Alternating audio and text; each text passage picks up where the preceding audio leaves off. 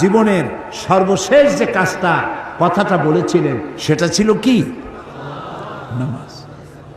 ইন্তেকালের 5 দিন আগে প্রচন্ড জ্বর হলো, মাথায় যন্ত্রণা হলো, বারবার বেহুশ হয়ে পড়েন। যে রাত্রে ইন্তেকাল করবেন সেই রাত্রে সাহাবায়ে কেরাম কেউ ঘরে ফেরে নাই, সবাই কাঁদতেছে। সকলের ধারণা নবীজি খুব তাড়াতাড়ি বিদায় হয়ে যাবেন। ঘরের মধ্যে স্ত্রীরা কাঁদেন, জামাই কাঁদেন, নাতি নাতনি কাঁদেন। সব থেকে বেশি কাঁদছেন হযরতে মা ফাতিমা রাদিয়াল্লাহু তাআলা আনহা। রাসূলুল্লাহর হুশ এলো, হযরত ফাতেমার কান্না দেখে কাছে ইশারা করে ডাকলেন, কানে কানে কি যেন বললেন। হযরত ফাতেমার কান্না বন্ধ হয়ে গেল। হযরত আয়েশা ফাতেমাকে ডেকে বলেন, মা তোমার আব্বা জান কি তোমারে বলল, কান্না বন্ধ হলো তোমার? হযরত ফাতেমা বলেন, মা আমার আব্বা জান আমাকে কানে কানে বললেন, মা কাঁদিস না, তোর কান্না আমার বরদাস্ত হয় না। আমি তোমাকে সুসংবাদ শোনাই, আমি মরে যাওয়ার পর সবার আগে তোমার সাথে আমার দেখা হয়ে যাবে। হযরত ফাতেমা বুঝতে পেরেছেন এর অর্থ হলো রাসূলের ইন্তেকালের পরে আত্মীয় স্বজনের ভিতরে সর্বপ্রথম ফাতেমার ইন্তেকাল হবে। হয়েছিল তাই। রাসূলুল্লাহ বেহুশ হয়ে পড়লেন, আবার হুশ হলো, আবার বেহুশ হলেন। ফজরের পরে হযরতে জিবরাইল এসে বলছেন, আসসালামু আলাইকা ইয়া রাসূলুল্লাহ, হে আল্লাহর রাসূল, আল্লাহ আপনাকে সালাম বলেছেন আর তিনি জানতে চেয়েছেন আপনি কেমন আছেন। তিনি জানেন আপনি কেমন আছেন, তারপরেও তিনি জানতে চেয়েছেন আপনার মুখে আপনি কেমন আছেন। নবীজি বললেন, আমি বড়ই কষ্টের ভিতরে আছি, অসুস্থ আছি। হযরতে জিবরাইল বলছেন, ইয়া রাসূলুল্লাহ, একজন নতুন ফেরেশতা এসেছে আজ আমার সাথে, যে ফেরেশতা কোনো মানুষের কাছে আসার জন্য অনুমতি কোনোদিন চায় নাই আর কোনোদিন চাবেও না, শুধু আপনার অনুমতি চায় আপনার কাছে আসার জন্য। সে ফেরেশতার নাম মালাকুল মউত।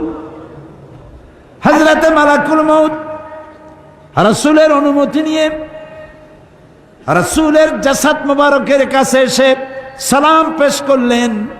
বললেন, ইয়া রাসূলুল্লাহ, আদম আলাইহিস সালাম থেকে নিয়ে শুরু করে এই পর্যন্ত আমি যত মানুষের জান কবজ করেছি আর কিয়ামত পর্যন্ত যত মানুষের জান কবজ করব, কারো কাছে অনুমতি চাই নাই, অনুমতি চাওয়াও আমার লাগবে না। কিন্তু আজকে আসার সময় আল্লাহ রাব্বুল আলামিন আমাকে বলেছেন আমি যেন আপনার অনুমতি চাই।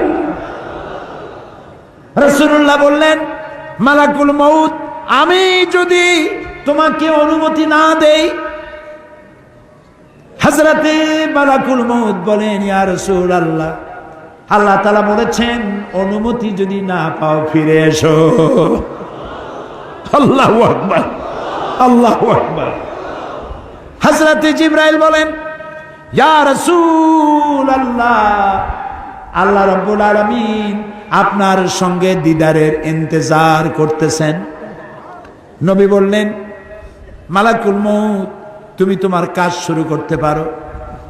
মালাকুল মউত যখন জান কবজ করতে যাবে, রাসূলুল্লাহ বললেন, আয়েশা একটু কাছে আসো। ওই যে সোনা ছিল কয়েক টুকরা, সোনাগুলোর খবর কি? 6 টুকরা, ছোট্ট ছোট্ট 6টা টুকরা সোনা ছিল, সোনাগুলো কই? হযরত আয়েশা বলেন, আমি তার যত্ন করে রেখেছি।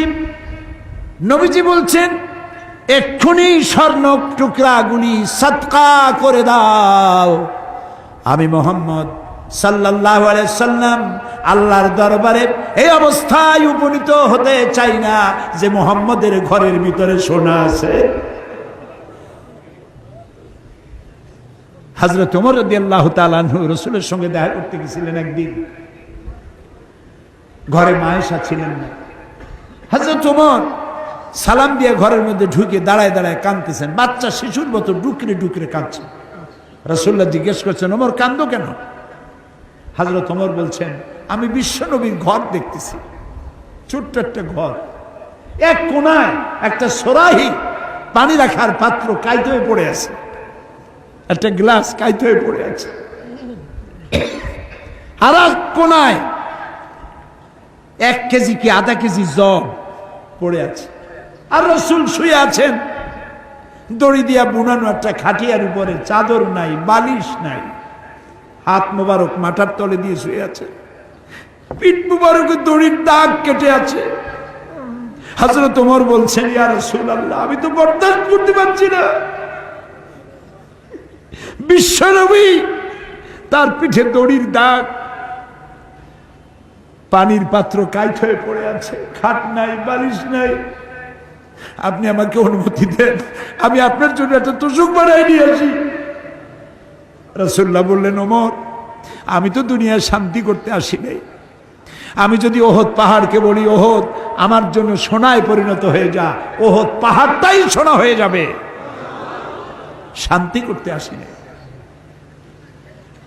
নবীজি বললেন, আয়েশারে সোনাগুলি বিতরণ করে দাও, সাদকা করে দাও। মালাকুল মউতকে বললেন, তুমি তোমার কাম সারো। জান কবজ শুরু হয়ে গেল। নবীজি জীবনের শেষ কথা মুখ থেকে উচ্চারিত হলো, আসসালাত আসসালাত ওয়া মা মালাকাত আইমানুকুম, ও আমার উম্মতেরা, নামাজ নামাজ।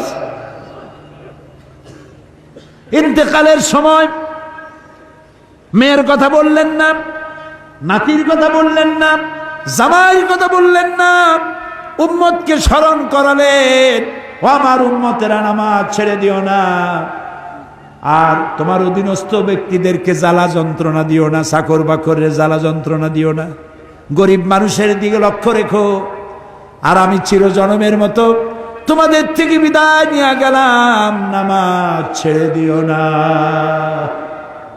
কিয়ামতের দিন ওই রাসূল যদি আমাদেরকে উম্মত বলে পরিচয় না দেন, জান্নাতে যাওয়ার উপায় নাই।